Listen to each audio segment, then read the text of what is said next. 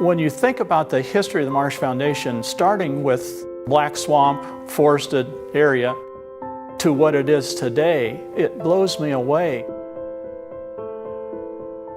Mr. and Mrs. George Marsh were married in 1862, built the homestead in 1865. They had one child, Katie Marsh. She married Arthur Clymer, and she too lived her entire lifetime at the Marsh homestead. Late one night, Mrs. Marsh saw two boys sleeping in the doorway of a local business, and she punched George and said, "George, if you want to do something really important, really useful with your money, why don't you build a home and school so that children don't have to sleep in the streets?" In 1919, he established a last will and testament that laid out the whole plans for the Marsh Foundation Home and School.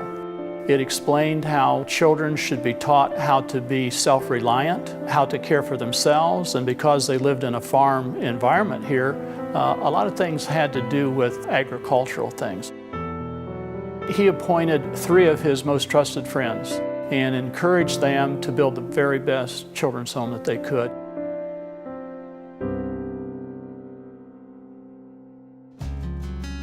It was important to develop a program, and they found Dr. Reeder. He helped set up the whole program of both the houses, the school, the farm. Dr. Reeder insisted that each child should be well-rounded, not only with an education, but also spiritual guidance. The whole thing was almost like a child city.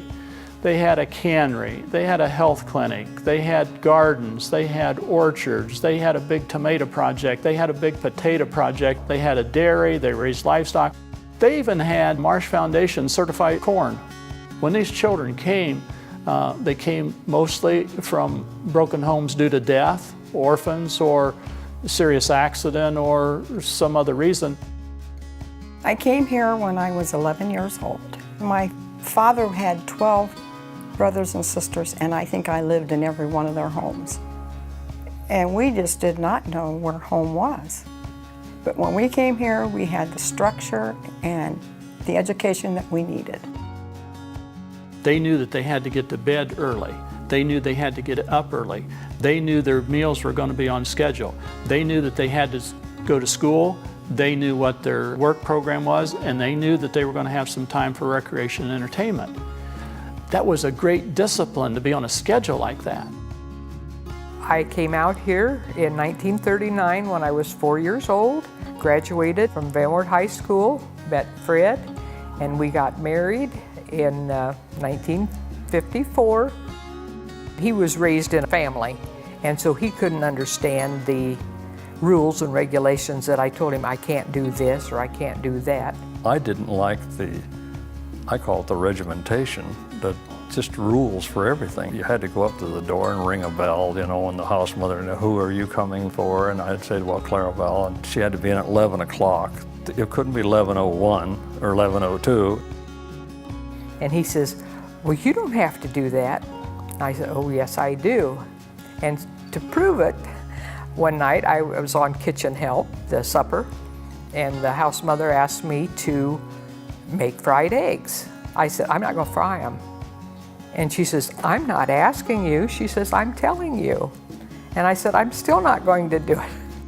And then I was taken off privilege for about 2 months, and he says, don't never do that again.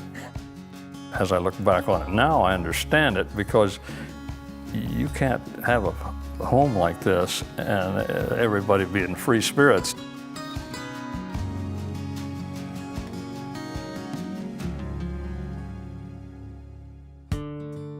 Marsh Foundation was really an outstanding institution then as it is now. I've been the principal for 18 years. During my time here at the Marsh, I've seen the change from an orphanage or a children's home to a more treatment facility. The change has been a long process, but I feel very comfortable where the organization is and the direction that it is heading. I appreciate what the Marsh Foundation has done for me all through my whole life. This is the only home I really knew. George Marsh's vision was incredible, because if he would not have left that endowment, the Marsh Foundation would not be here today. The assets of George Marsh, as of today even, are paying 54% of the expenses towards the programs and the continuation of the services to children. The vision of helping children is still there, according to the will. We're still following the will today.